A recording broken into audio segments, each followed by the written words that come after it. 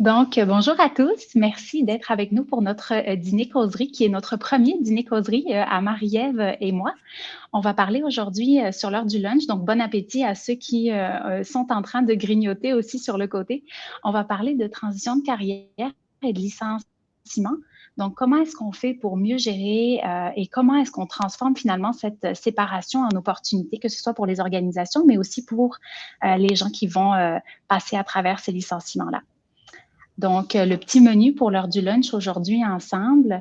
La première chose, donc, présentation des conférenciers, puis surtout présentation de Marie-Ève, qui est, si je peux le dire comme ça, ma collègue, mais aussi mon invitée spéciale aujourd'hui pour le webinaire, mais aussi de notre firme, donc BRH. Regarder ensemble le contexte puis les différents enjeux qui mènent à cette situation, les retombées positives d'un programme de transition et d'un reclassement, et comment est-ce qu'on peut mettre en place finalement un programme efficace. Donc, on le mentionne aussi, ça se peut qu'il y en ait qui s'inscrivent via LinkedIn puis qui se retrouvent avec un petit moment, un créneau enregistré directement dans leur agenda de 30 minutes. Marie-Ève va donc fournir un contenu d'un bon 30 minutes, mais après ça, il y a une période de questions pour ceux qui le veulent. Donc, n'hésitez pas là dans le chat à clavarder avec nous à ce moment-ci. Donc, Marie-Ève Duclos, notre chef de pratique en transition de carrière. Chez BRH, on a des directeurs de bureau, mais aussi des chefs de pratique. Puis Marie-Ève, elle porte les deux chapeaux. Donc, chef de pratique en transition de carrière, mais aussi directrice du bureau de Sherbrooke. Elle a plus de 10 ans d'expérience en gestion de carrière et conseillère d'orientation depuis 7 ans. Donc, elle fait aussi des évaluations psychométriques. Je sais que parmi plusieurs inscrits, ils sont passés à travers le processus avec l'accompagnement de Marie-Ève. Elle a aussi l'expertise dans plusieurs secteurs, que ce soit public, services, manufacturiers. Donc, on n'a pas de spécialisation. Nous, on s'occupe surtout d'accompagner les humains au travail. Elle intervient dans plusieurs champs, que ce soit transition, reclassement, psychométrie, développement des compétences. On se plaît à dire qu'on accompagne les humains premièrement au travail. Je serai là principalement au départ, puis à la fin aussi pour accompagner Marie-Ève dans les questions. Donc, moi, je suis directrice du bureau Grand Montréal. Ça fait 7 ans que j'accompagne les organisations dans plusieurs situations, principalement en développement organisationnel et en recrutement. Chez BRH, on a plusieurs services. On se plaît à dire qu'on suit l'humain au travail. Donc, on va commencer par le recruter avec la dotation, donc que ce soit recrutement, sélection, mais aussi chasse de tête. On a également une personne dédiée au recrutement à l'international, donc l'immigration. On fait l'accueil et la rétention, mais aussi le recrutement directement à l'international. On accompagne aussi des gens qui ont leur propre service de recrutement à travers des formations. On fait à la suite de ça, une fois que les gens sont en poste, la mobilisation et la performance de ces gens-là pour qu'ils performent au maximum, que ce soit avec le coaching, le développement organisationnel à travers les équipes. On fait également l'identification de potentiel. Donc, une fois que vous êtes dans l'organisation, est-ce que vous voulez avoir un nouveau poste? Est-ce que vous voulez grandir avec des évaluations psychométriques, donc qu'on appelle personnalisées? Donc, on rencontre des gens comme Marie-Ève à travers un processus de test psychométrique et d'évaluation de potentiel ou à travers notre plateforme de test en ligne Interpreto. Et le service qui nous concerne aujourd'hui, donc celui du positionnement professionnel. On va faire de la gestion de carrière, oui, mais aussi de la transition de carrière quand les moments économiques sont un petit peu plus difficiles. Plusieurs bureaux à travers le Québec, plusieurs régions pour vous desservir, être proche de vous et de votre réalité au quotidien. Donc, on part de Bécomo, Saguenay, on a un bureau à Chicoutimi également, Québec, Trois-Rivières, La Naudière, Laurentide, Joliette, Mascouche. On est également à Sherbrooke, à Brossard et à Mascouche, comme je l'ai dit. Je laisse maintenant la place à Marie-Ève pour vous présenter les différents menus. Excellent. Merci, Léna, d'avoir pris le temps de faire cette introduction. Bonjour à tous. Ça me fait vraiment plaisir d'être en direct avec vous aujourd'hui. J'espère que vous m'entendez bien et que, en fait, là, tout se passe bien jusqu'à présent. Donc, on a un bon 30 minutes là à venir ensemble pour discuter, en fait, là, de la transition de carrière, des licenciements. Et puis, j'ai envie d'abord de parler de pourquoi c'est un enjeu stratégique et pourquoi on parle de ça aussi aujourd'hui. Donc, évidemment, on a plusieurs clients qui nous ont interpellés récemment, qui sont touchés de près ou de loin ou qui vivent de l'incertitude par rapport au contexte économique actuel. Mais c'est également un enjeu, en fait, là, auquel les organisations font face, en fait, pas juste dans le contexte actuel d'incertitude qu'on vit, mais régulièrement aussi. Donc, on dit que c'est un enjeu qui est stratégique, le licenciement, la gestion de carrière, parce que une fin d'emploi, en fait, évidemment, ça concerne beaucoup plus que le seul employé qui est impacté. Hein. Donc, on a son gestionnaire, on a les équipes, en fait, avec qui elle collabore et bien sûr aussi la direction. Donc, c'est vraiment tout l'écosystème, finalement, d'une organisation qui peut être concernée par une fin d'emploi et bien sûr à différents degrés. Comme on a mentionné, on fait face à un ralentissement actuellement qui est un petit peu plus important au Québec, on le sent. Il y a vraiment un sentiment d'incertitude là, sur le plan économique. Donc, c'est sûr que l'instabilité qui plane en ce moment, on le voit, a déjà malheureusement conduit à certaines décisions où il y a des licenciements, des fermetures d'entreprises qui ont déjà commencé à s'opérer. Et évidemment, ben, c'est des choix qui sont déchirants, c'est des choix qui sont vraiment difficiles pour la main-d'œuvre, pour le plan économique. Et ça nous amène à vivre des processus de transition, des processus de reclassement aussi, qu'on va parler en fait là, tout au long du midi. Alors, c'est un enjeu stratégique, on le voit, ce sont quelques exemples, en fait, tant au niveau des raisons économiques, ça peut être dans un contexte de fermeture d'entreprise, une abolition de poste, une restructuration. Il y a plusieurs situations d'affaires et d'entreprises qui vont nous amener à gérer des licenciements et même dans un contexte de restructuration, des fois, ça peut être l'optimisation de processus qui va nous amener à avoir une obsolescence de compétences et malheureusement, la main-d'œuvre là, avec laquelle on travaille ne répond plus aux nouveaux besoins organisationnels. Donc, c'est sûr qu'il y a plusieurs contextes qui vont nous amener à nous pencher, en fait, sur le sujet. Et ce que nos clients nous ont dit, nous ont sollicité, en fait, c'est d'avoir un coffre d'outils, d'avoir, en fait, des stratégies qui sont déjà à portée de main et de savoir quoi faire, quelles sont les bonnes pratiques, finalement, à mettre en place quand ça arrive, parce que des fois, ça peut arriver malheureusement très subitement aussi. Donc, c'est de ça qu'on va parler aujourd'hui. Donc, en fait, j'ai envie de vous poser une question. Déjà, on va peut-être avoir des réactions dans le commentaire. Donc, j'ai envie de vous lancer une question, que ce soit vous qui ayez malheureusement déjà par le passé perdu votre emploi dans un contexte de licenciement, ou que ce soit vous comme partenaire d'affaires RH, comme professionnel ou comme gestionnaire qui avez dû faire face à une terminaison. Quel est le plus grand apprentissage peut-être là, que vous avez fait, soit parce que bon, ça a été difficile, mais je serais curieuse peut-être si certains d'entre vous ont envie de réagir dans le chat, dans les commentaires, de nous partager là, ce que vous avez retenu de ça. Et peut-être qu'il n'y aura pas de commentaires et c'est correct aussi. Donc, pour le moment, je vois qu'on n'a pas reçu de commentaires. Donc, je peux aller rapidement, en fait, là, dans le sujet. La raison, en fait, qu'il peut y avoir différents impacts d'un licenciement mal géré, puis le motif pour lequel je vous amenais cette question-là, c'est qu'il y a des conséquences, évidemment, qui sont présentes pour la personne qui va subir sa perte d'emploi, mais également pour les équipes aussi qui sont alentour, pour les survivants qu'on appelle dans une organisation suite à un licenciement. Donc, c'est important, évidemment, comme organisation, comme équipe, de se préparer parce qu'il peut avoir des conséquences quand les éléments ne sont pas bien ficelés, quand on n'est pas bien préparé. Et d'ailleurs, ça va être un petit peu plus tard dans la présentation où je vais vous inviter peut-être vers des trucs et astuces pour bien vous préparer. Et je vois bon que Julie a mentionné dans les commentaires d'être empathique, accompagner les personnes impliquées, tout à fait. Puis c'est vraiment ça, hein, Julie, tu le nommes bien. Merci pour ton commentaire. C'est vraiment important d'aller jusqu'à un processus empathique, même si c'est difficile, parce que comme on le voit, évidemment, si on parle de la personne elle-même qui subit la perte d'emploi, c'est sûr, même si c'est bien géré, ça peut affecter son estime personnelle, c'est un choc, on le sait. perdre son emploi.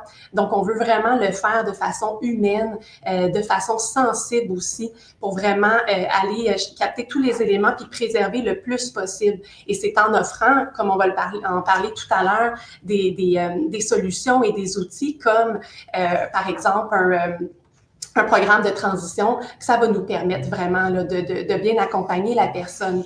Évidemment, un licenciement qui est mal géré, un licenciement, on va en parler aussi tantôt, c'est vraiment dû à des raisons souvent économiques, mais un licenciement qui est mal géré peut aussi nous amener vers des contestations, surtout dans un contexte sensible où on pourrait faire face à un congédiement déguisé. Donc là, à ce moment-ci, c'est sûr qu'on ne veut pas se retrouver face à ces situations-là, donc de prévoir des mesures en conséquence, à la limite également de pouvoir consulter un avis juridique auprès d'un avocat en droit du travail va vraiment avoir une valeur ajoutée pour vous pour bien attacher tous les éléments, surtout quand il y a une transaction là, de quittance qui est en lieu, qui est en cause en fait. Évidemment, la personne qui vit le licenciement est impactée, va être bouleversée par ça, mais les équipes aussi avec qui elle travaille. Donc, il y a vraiment un risque de démobilisation des équipes restantes et une perte de confiance aussi interne qui peut s'enclencher, surtout quand il y a un manque de transparence, il y a des messages erronés ou différents qui sont envoyés par les équipes et reçus. Ça peut vraiment accentuer un sentiment d'insécurité chez les équipes quand l'information transmise n'est pas claire, quand on n'a pas pris le soin non plus d'accompagner les équipes qui sont là. Donc, c'est vraiment aussi à ce niveau-là qu'il peut avoir des impacts. Et évidemment, bien, la marque employeur. Donc, on le sait, quand une personne est en recherche d'emploi, bien, on l'encourage à faire aller son réseau, qu'on dit. Donc, d'établir des connexions, d'entrer en contact avec une personne qui a travaillé dans l'organisation qu'elle cible ou qui a déjà travaillé. Et si un licenciement, une terminaison s'est mal passé, ben c'est sûr que ça peut créer des blessures, ça peut créer des séquelles et des traces et des plaies. Et on le sait, ben c'est sûr que eux aussi vont faire aller leur réseau. Donc, c'est des informations qui peuvent circuler au sujet de votre entreprise. Donc, ça peut même, à la limite, on va parler d'une réduction d'attractivité pour vous. Donc, c'est vraiment à ces niveaux-là. Donc, c'est sûr que comme professionnel RH, vous avez évidemment une responsabilité de bien préparer, de connaître là, les différentes législations, de bien accompagner votre gestionnaire. Et comme gestionnaire, bien, vous avez également une bonne connaissance de votre employé, des équipes qui sont en place. Donc, ce sont tous des informations qui sont très riches pour venir peut-être bien préparer les annonces, mais également comprendre ça pourrait être quoi les impacts ou comment les gens vont vivre ça et de quoi ils ont besoin dans un contexte comme ça. C'est sûr, dans un contexte de fermeture d'entreprise, on le sait, bon, l'ensemble des employés vont être impactés, mais dans une situation où il reste des équipes restantes, c'est là où il faut également prendre soin d'eux. On a également, bien, c'est sûr, des retombées positives à aller vers des solutions, des stratégies qui sont gagnantes pour bien accompagner les gens. Donc, on va parler des retombées positives, de la transition de carrière et également d'un reclassement. Mais j'ai envie de vous parler peut-être un petit peu de terminologie avant là, pour qu'on soit tous sur la même page à ce niveau-là. Donc, on va parler en fait là, de licenciement quand il y a une rupture du lien d'emploi. Donc, un licenciement collectif, tant qu'à lui, va vraiment être dans une situation où il va avoir 10 employés et plus qui vont être licenciés pour une période d'au moins 2 mois consécutifs. Mais on peut aussi parler d'un licenciement collectif quand c'est une mise à pied de 10 employés et plus pour plus de 6 mois. Donc, il y a une nuance à ce niveau-là. Donc, il peut y avoir une notion d'effet temporel, donc que ce soit temporaire ou que ce soit permanent. Et dans les deux cas, en fait, là, c'est sûr qu'il y a des activités qui peuvent se mettre en place. Bien sûr, comme la mise à pied, elle est temporaire, le licenciement, il va devenir, lui, permanent, tout comme un congédiement où là, on est aussi dans un lien ou une rupture du lien d'emploi définitif, mais ça relève davantage du droit de gestion, tandis qu'un licenciement va vraiment être dans des contextes de raisons économiques, raisons administratives, technologiques ou dans le cas de force majeure aussi, là, comme une fermeture. Quand on va parler de transition de carrière tout au long de la présentation aujourd'hui, bien, le processus de transition de carrière, c'est vraiment le processus de changement d'emploi, de changement de fonction, parfois de secteur et de trajectoire professionnelle qu'une personne va vivre pour différentes raisons. Parfois, c'est volontaire. Dans un contexte de licenciement, on le sait, c'est involontaire, mais c'est vraiment le processus d'accompagnement et de transition pour cette personne-là. Quand on parle davantage de comité d'aide au reclassement, bien là, on est vraiment dans un contexte collectif. On est dans une structure qui est mise en place, en fait, pour accompagner les travailleurs licenciés suivant un licenciement collectif de 50 employés et plus. Donc, il peut y avoir un licenciement collectif sans avoir de comité d'aide au reclassement qui va se mettre en place. Et ça également, on va en discuter un petit peu plus tard dans la présentation. Donc, je nous amène vers rapidement vous expliquer quels sont les buts, les objectifs, à quoi ça consiste finalement un programme de transition avant de vous parler des retombées. Donc, le programme de transition de carrière, c'est vraiment un processus d'accompagnement qui est personnalisé, qui va être offert à l'employé. Donc, c'est dans une situation où il y a une démarche individuelle qui est offerte avec l'employé licencié et cet accompagnement-là se fait avec un conseiller en gestion de carrière, entre autres un conseiller en transition ou un conseiller d'orientation. Et là, la personne va recevoir un service d'accompagnement sur une période de temps donnée. Nous, par exemple, ici chez BRH, on offre de la transition de carrière sous forme de forfait. Donc, c'est des programmes sur une période de temps, 1 mois, 3 mois, 6 mois, par exemple. Et durant, en fait, cette période-là, la personne a accès à des rencontres individuelles pour vraiment créer un plan d'action personnalisé pour discuter, faire une réflexion sur sa carrière, l'aider à mettre en place des outils, l'aider à identifier des stratégies de recherche d'emploi. Donc, c'est vraiment, on accompagne en fait dans une transition de carrière et un programme, on accompagne la personne dans son repositionnement. Donc, ça peut passer par un bilan des compétences, ça peut passer par la redéfinition de ses valeurs ou même l'identification de ses valeurs, la connaissance de soi. Et tout ça s'orchestre alentour d'un plan d'action. Bien souvent, les gens pensent que ça s'arrête à la simple révision d'un CV, d'un profil LinkedIn, mais ça va beaucoup plus au-delà que ça. Vous avez vu les impacts que ça a sur la personne. Une perte d'emploi, c'est un choc. Ça crée des remises en question. Donc, d'être accompagné par un professionnel dans cette transition-là, ça permet vraiment à la personne d'avoir un filet de sécurité pour se préparer au marché du travail et de l'orienter, de la guider vers des nouveaux objectifs qui peuvent être un retour évidemment vers un nouvel emploi, mais des fois ça peut être un changement de carrière, un retour en formation. Donc, ici, chez nous, chez BRH, on a des conseillers en gestion de carrière qui offrent ce service-là. Et puis, ce sont des conseillers d'orientation, ce sont des conseillers expérimentés en ressources humaines, en gestion de carrière, qui sont vraiment habilités finalement à bien comprendre la dynamique individu, travail et études aussi. Dans un contexte de comité de reclassement. Alors là, on va davantage parler d'un processus qui est plutôt collectif. Ça va débuter par une rencontre individuelle, mais si on se souvient, un comité d'aide au reclassement, c'est une structure qui est mise en place quand ça vise 50 employés et plus. Donc, on va vraiment offrir des services aux travailleurs licenciés sous forme d'ateliers, par exemple. Donc, ce qui est important de savoir, c'est que sur le plan légal, une entreprise au Québec, et je dis bien au Québec, a l'obligation de mettre en place un comité d'aide au reclassement quand c'est 50 employés plus qui sont visés par le licenciement. Et c'est là où, Service Québec est impliqué, le syndicat s'il y a lieu, et la partie patronale également.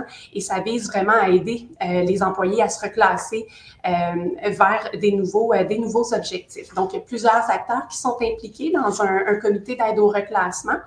Et on va accompagner, en fait, comme vous pouvez le voir à l'écran sommairement, on va accompagner les travailleurs à l'aide d'ateliers pour les guider vers une recherche d'emploi, un nouvel emploi. Parfois, ça peut être vers un projet de retraite aussi, un retour en formation. tout en offrant en parallèle là, du soutien psychologique pour ceux qui peuvent en avoir besoin.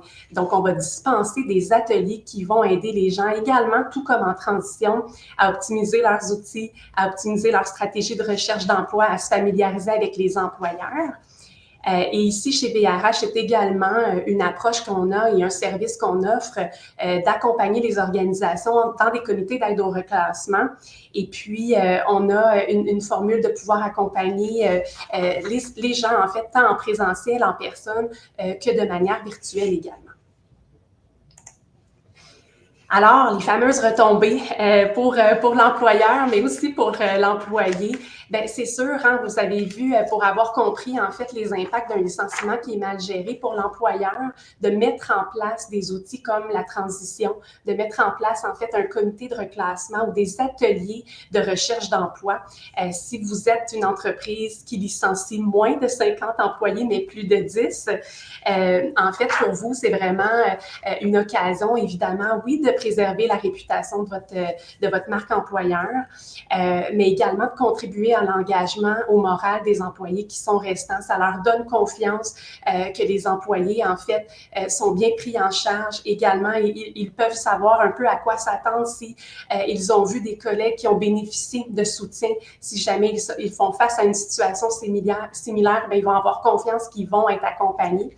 Et c'est vraiment une responsabilité d'entreprise, en fait, que vous mettez de l'avant. Donc, je pense que c'est vraiment une occasion pour vous de prendre votre leadership, mais ça vous permet, en fait, de vraiment humaniser les départs et d'accompagner, oui, vos employés avec respect, dignité.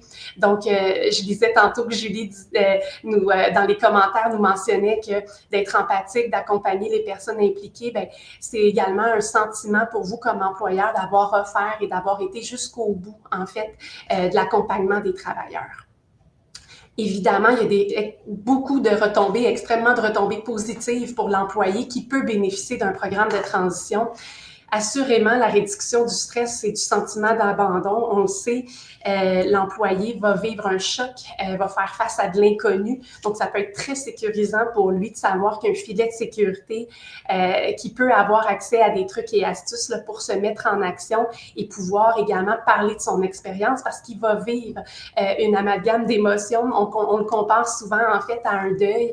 Donc, il va traverser ces phases-là du deuil et d'être accompagné, bien, ça permet de bien guider la personne et de s'assurer, en fait, qu'elle ait les bonnes dispositions psychologiques et qu'elle soit préparée pour ces prochaines étapes. Évidemment, ça peut accentuer ou accélérer les démarches pour se trouver un emploi plus rapidement. Et une fois que, je vous dirais, la poussière est retombée, que l'étape du choc est passée, il y a un sentiment de reconnaissance envers l'employeur qui peut aussi s'installer. Donc, je pense que ça a un impact positif également pour la relation qu'on peut garder ou maintenir avec l'employeur là, qui malheureusement a conduit au licenciement. Et comme je le nommais, bien, l'accompagnement là, vers le deuil.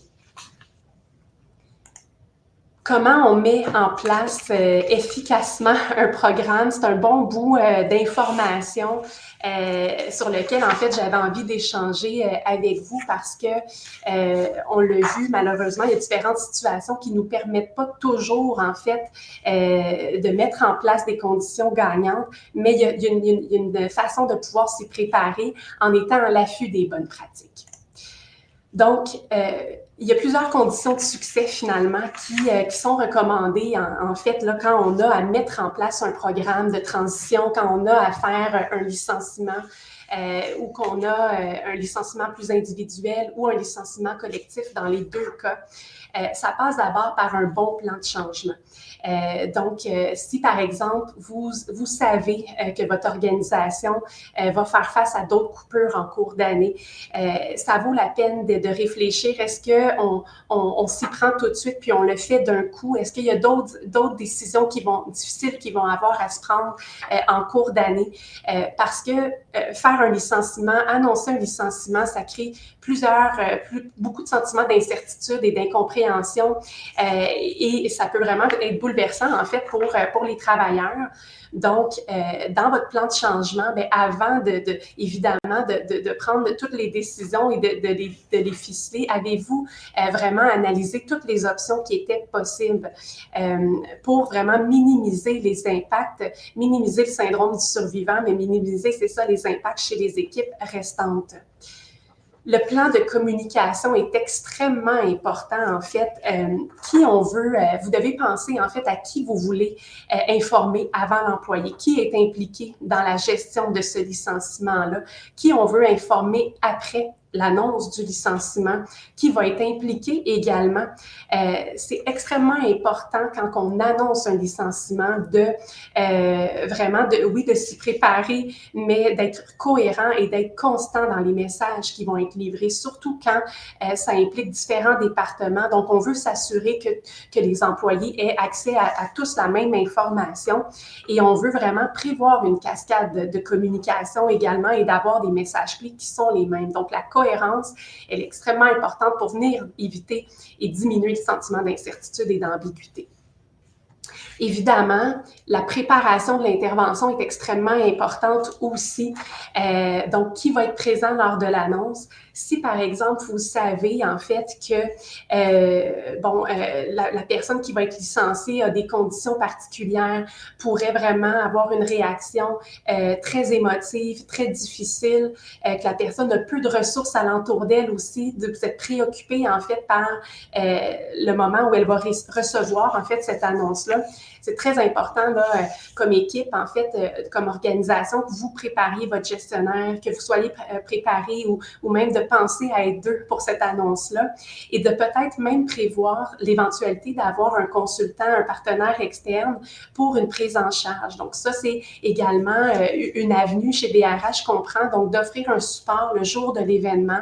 Donc, pour accompagner la personne qui vient de subir l'annonce, on accompagne cette personne-là pour offrir du support psychologique. Donc, c'est ce qu'on appelle la fameuse prise en charge. Donc, parfois, de prévoir, des fois, c'est pas toujours possible, mais les firmes qui offrent ce service-là sont généralement prêts à être disponibles assez rapidement quand une décision là, assez soudain arrive. Donc, préparer l'intervention, de réfléchir, est-ce que vous allez offrir un programme de transition? Avez-vous déjà identifié qui va offrir ce programme de transition-là pour être prêt à remettre ces informations-là au travailleur quand vous allez lui annoncer? Et également, en fait, parfois, on le sait, c'est pas possible financièrement comme organisation d'offrir un programme, d'offrir un accompagnement. Et c'est là où, comme entreprise, la pertinence ou la possibilité, en fait, de vraiment faire aller votre créativité pour peut-être identifier ou remettre à l'employé une liste de références d'organismes d'employabilité. Il en existe tout plein dans toutes les régions au Québec. D'offrir à la personne plus qu'une lettre de référence ou de recommandation là, qui est la confirmation d'embauche, donc de la confirmation d'emploi, donc d'émettre des recommandations sincères au sujet de la personne, d'être prête à endosser sa candidature sur les réseaux sociaux, donc de la guider vers des ressources pour du soutien budgétaire également. On ne pense pas toujours à ça, mais la personne va faire face quand même à une perte d'emploi, donc ça peut être déstabilisant sur plusieurs sphères en fait personnelles. Donc, si c'est pas possible de mettre en place un comité, de ne pas hésiter en fait à aller de l'avant vers des recommandations ou des listes de références. Et dans la préparation de l'intervention, c'est extrêmement important aussi de peut-être faire une pratique et de revoir le scénario avec le gestionnaire qui va faire l'annonce. Et si vous sentez, en fait, d'ailleurs, ça m'amène au prochain point, le support au gestionnaire. Si comme partenaire d'affaires RH ou responsable RH, vous sentez que votre gestionnaire n'est pas prêt, n'a pas tous les outils et se sent je vais utiliser un terme anglais, mais pas groundé pour vraiment bien faire l'annonce, bien, c'est important peut-être de réviser en fait l'intervention avec lui, de clarifier les rôles puis de lui offrir son support pour être présent lors de l'annonce aussi, pour vraiment maximiser. On le sait, c'est pas une étape qui est facile, c'est un moment qui est difficile, tant pour la personne qui va recevoir l'annonce, mais pour le gestionnaire aussi. Donc, on veut essayer vraiment de mettre les conditions gagnantes et on l'a mentionné, le terme humaniser les départs est vraiment important aussi. Le jour de l'annonce, ça nous amène là, en fait, c'est toujours privilégié de le faire en personne, même si on est dans un contexte hybride, c'est vraiment ça aussi qui va faire une différence pour la personne qui le reçoit, cette annonce-là, parce que ça va être difficile pour elle. Elle va probablement avoir des questions aussi. C'est important aussi de pouvoir lui revenir si vous n'avez pas les réponses sur le champ.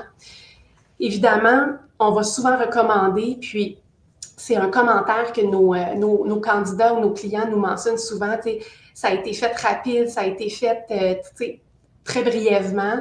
C'est sûr que dans les meilleures conditions, on essaie que ce soit assez succinct pour éviter en fait de tomber dans un argumentaire, parce que du moment où la personne reçoit cette annonce-là, je l'ai mentionné tout à l'heure, c'est un choc en fait. Ça peut être un deuil pour elle. Donc, il y a une partie du message qu'elle ne captera pas. Donc, c'est sûr que le suivi post-annonce devient encore plus important aussi pour s'assurer de reprendre les informations, s'assurer qu'elle a bien compris tout ce qu'elle doit, en fait, les prochaines étapes qui sont mises en place pour elle et comprendre aussi les motifs. Donc, on veut que le message soit succinct, soit bref. On ne veut pas tomber dans l'argumentaire. Et c'est important peut-être de privilégier lors de l'annonce celui qui va faire cette annonce-là, de privilégier une personne dont on sait, dont l'approche peut être peut-être davantage chaleureuse, davantage humaine. Et si on sait que le gestionnaire, c'est plus difficile pour lui, bien, on ajoute l'accompagnement d'une personne de l'équipe RH pour le supporter, pour s'assurer vraiment de mettre des conditions gagnantes alentour. Donc, quand il y a une transaction de quittance également qui est remise, c'est important également le jour de l'annonce et quand on va faire le suivi, que la personne, en fait, le travailleur, sache le délai pour signer cette quittance-là, parce qu'également, dans bien des cas, il y a un programme de transition qui est offert dans un cas comme ça et les services ne peuvent pas être dispensés tant que la quittance là, n'est pas signée, bien entendu. Donc, le suivi post-annonce, il va se faire tant, évidemment, vers la personne qui a perdu son emploi dans un 24-48 heures, idéalement, pour refaire un retour, s'assurer qu'elle a compris tous les éléments, s'assurer qu'elle sait quoi faire, qui elle peut interpeller, surtout aussi si elle a un programme qui est offert. Mais également de faire un suivi post-annonce aux équipes parce qu'elles vont être ébranlées, ils vont se remettre en question. Ça peut être une période quand même de turbulence. Et certaines équipes, dépendamment de l'annonce, comment elle a été faite, vont peut-être même ressentir un peu de frustration, d'incompréhension. Donc, on veut vraiment réduire, en fait, là, les risques là, qu'il y ait des messages erronés qui circulent dans l'entreprise là, à ce sujet-là. Donc, vous pouvez également toujours prendre entente avec l'employé également. C'est un élément peut-être que je voulais compléter. Par rapport au suivi post-annonce vis-à-vis du travailleur, mais vous pouvez convenir avec lui du meilleur moment pour le rejoindre, puis ça, c'est une belle marque de respect que vous lui témoignez. Donc, on le sait, le licenciement, les annonces, c'est pas une étape qui est facile, c'est pas un processus qui est simple, c'est complexe, c'est souvent émotif. Tant pour la personne qui va faire l'annonce et fortement pour la personne qui reçoit cette annonce-là. Donc, de ne pas hésiter, en fait, à aller chercher tous les outils dont vous avez besoin pour vous montrer le plus empathique, bienveillant possible et préparé. Et c'est en ayant déjà votre coffre d'outils bien garni, vos ressources à portée de main, que ça peut faire une belle différence, en fait, là, pour la façon dont vous allez gérer le tout. Ça m'amène aussi à vous parler, là, avant qu'on arrive vers la période de questions, ça m'amène aussi à vous parler de comment se passe l'orchestration d'un comité de reclassement dans un contexte où on a 50 travailleurs et plus là, qui sont licenciés. Parce que là, on a parlé d'un aspect peut-être un petit peu plus individuel avec la transition de carrière. Donc, c'est très important. Ça va commencer d'abord avec un avis de licenciement. Et par ailleurs, là, à la fin de la présentation, je vous glisse quelques liens de références super pertinents. Là, vous avez toutes ces informations-là sur le site de la CNESST. Vous avez également là, des suggestions de lecture là, que je vous ai, vers lesquelles je vous ai guidé. Mais ça va débuter d'abord par la production d'un avis de licenciement. Là, donc, dès que vous avez 10 employés et plus dans les conditions mentionnées plus tôt, et vous allez devoir transmettre ça au ministère de l'Emploi et de la Solidarité sociale avec une copie à la CNESST et au syndicat également. Donc, dans un contexte où là, ça va viser 50 travailleurs et plus, bien, vous allez avoir un appel de Service Québec pour vous parler de vos obligations en termes de comité d'aide au reclassement à mettre en place. J'ai également préparé là, une référence pour vous expliquer peut-être les nuances, dans quel contexte ça s'applique, dans quel contexte ça ne s'applique pas.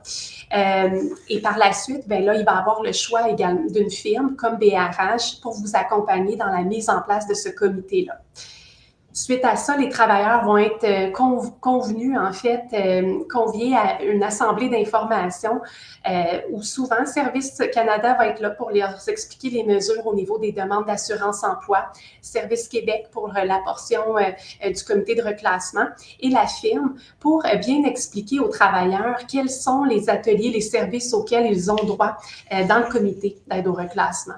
C'est important de comprendre aussi, c'est volontaire. Hein? Donc, les travailleurs n'ont jamais l'obligation de s'inscrire, en fait, à un comité d'aide au reclassement, mais c'est dans cette assemblée-là qu'ils peuvent recevoir les informations sur les services à dispenser et qui peuvent poser également leurs questions.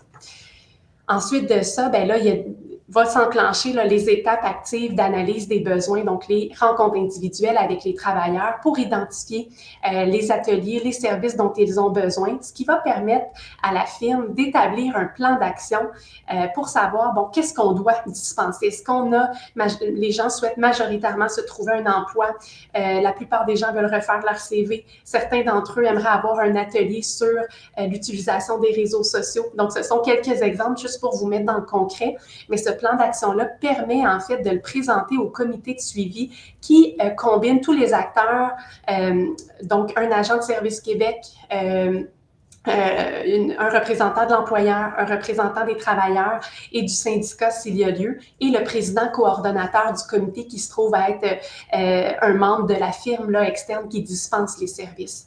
Donc, en comité de suivi, il va y avoir des décisions qui vont se prendre pour ensuite offrir là, les prestations de services, donc les ateliers de groupe, tout en parallèle en faisant du référencement là, en fonction des besoins des gens.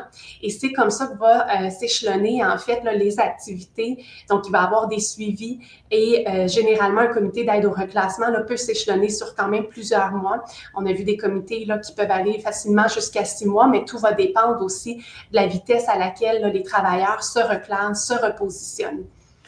Donc, sachez, dans un cas où vous êtes visé par la mise en place d'un comité d'aide au reclassement, il y a toujours la possibilité d'être exempté de vos obligations avec Service Québec dans la mesure où vous démontrez que vous allez offrir des services équivalents.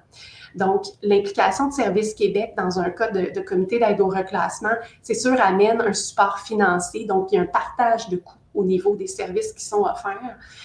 Mais si, comme entreprise, vous prenez la décision de gérer, en fait, le volet financier et les activités par vous-même, c'est possible de le faire, mais Service Québec va vous demander de prouver et de démontrer que vous allez offrir là, l'ensemble des services aux travailleurs pour bien les accompagner dans leur repositionnement. Comme je le disais tout à l'heure, il y a une possibilité que vous ne soyez pas visé par 50 travailleurs et plus. Donc, si vous êtes entre 10 et 50, ça peut être intéressant malgré ça, même si vous n'avez pas l'obligation de partir un comité d'aide au reclassement. C'est là où, comme entreprise, comme employeur, vous pouvez vraiment faire une différence en offrant des ateliers, en sollicitant une firme comme nous, comme BRH, pour offrir des services d'accompagnement, que ce soit avec des programmes de transition individuels ou dans un cas d'atelier de groupe, pour offrir en fait des outils à vos travailleurs sur les astuces au niveau des stratégies de recherche d'emploi, la révision de leurs outils. Donc, sachez que c'est pas parce que vous n'avez pas un licenciement de 50 personnes et plus que vous ne pouvez pas mettre en place des mesures pour vraiment bien soutenir vos travailleurs, et c'est là où ça va faire là, toute la différence. Ça nous amène à une période de questions. Donc, Léna, je vais peut-être te laisser rouvrir les micros. Je ne sais pas si on a eu des questions dans les commentaires.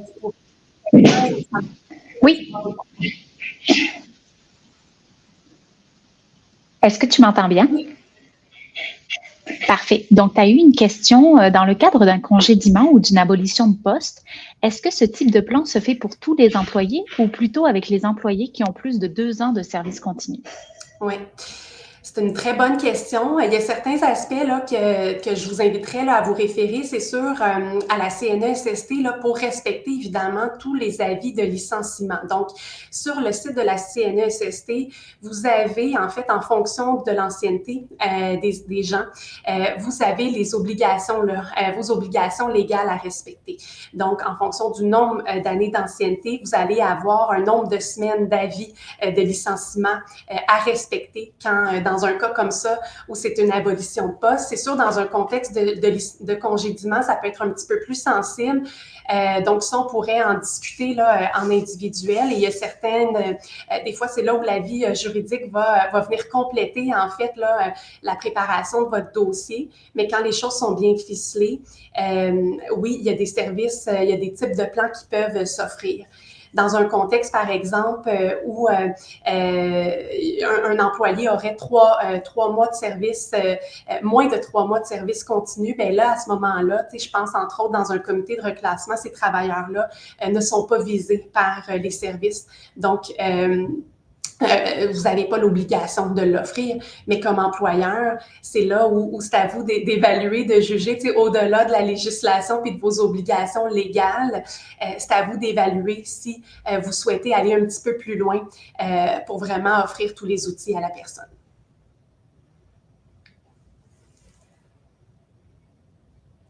Ton micro est fermé de nouveau, Léna. Le fameux classique. On vous invite à venir écrire là si jamais vous avez d'autres questions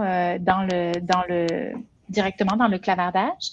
Si jamais ce sont des questions beaucoup plus personnelles à votre organisation, puis que, évidemment, c'est peut-être pas la place de venir les écrire, vous souhaitez contacter Marie-Ève, vous pouvez le faire directement par LinkedIn ou via son courriel, également BRH. C'est exactement ce que j'allais dire avant là, de vous quitter, puis il n'est pas trop tard pour poser vos questions.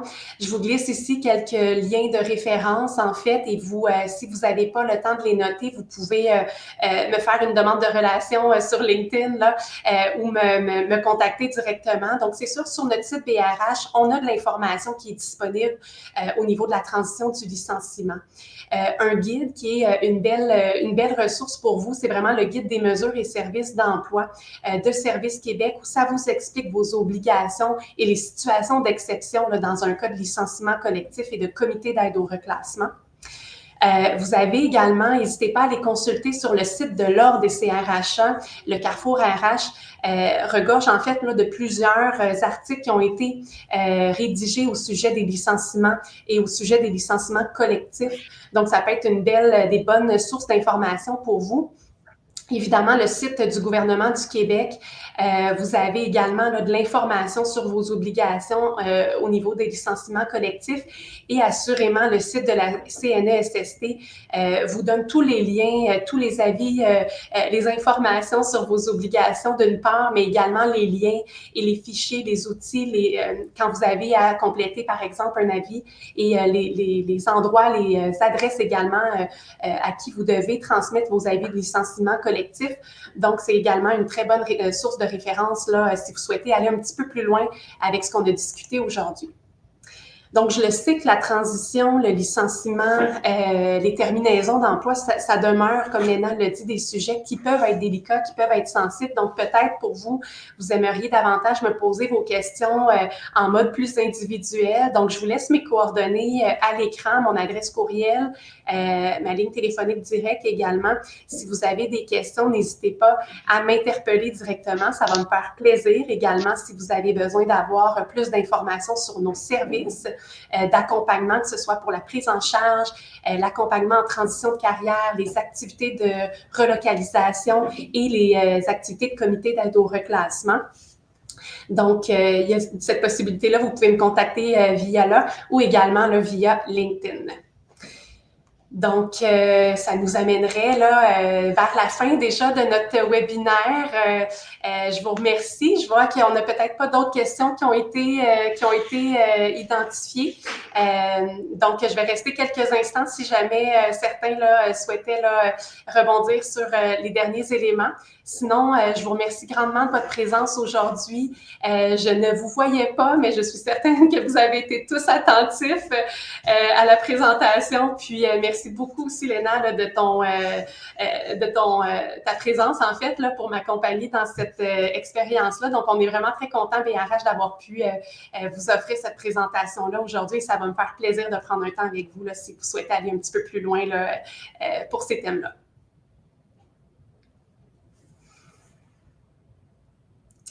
Donc, merci beaucoup, Léna. Je te laisse peut-être juste dire un petit mot pour la fin. Ben, merci plutôt à toi, Marie-Ève. Donc, dans le cadre de... On le sait aujourd'hui, moi, ce que je vois surtout au niveau, je vais parler peut-être un peu plus du secteur dans lequel moi je suis. On a de plus en plus de questions qui entourent en fait le contexte économique. Donc, je sais que c'est une réalité que vous vivez tous aujourd'hui. Puis, je tiens à le mentionner, on accompagne des organisations au niveau du recrutement. Puis là, en ce moment, tout est un peu sur pause. On attend de savoir qu'est-ce qui va se passer chez nos voisins, dans un contexte sur lequel ça va beaucoup vous impacter. On est là pour penser avec vous. On est là pour regarder en dehors de la boîte. C'est un peu là-dessus que je voudrais clôturer, dans le sens où n'hésitez pas à nous demander conseil, même si parfois ça peut sembler un peu curieux. Là, on est vraiment là pour brainstormer avec vous puis voir qu'est-ce qu'on peut faire dans votre situation. Ça nous fera grandement plaisir de vous aider. Sur ce, bonne fin de dîner à tous. Si vous avez encore la bouche pleine, profitez-en bien et bon après-midi. Merci. Bonjour à tous.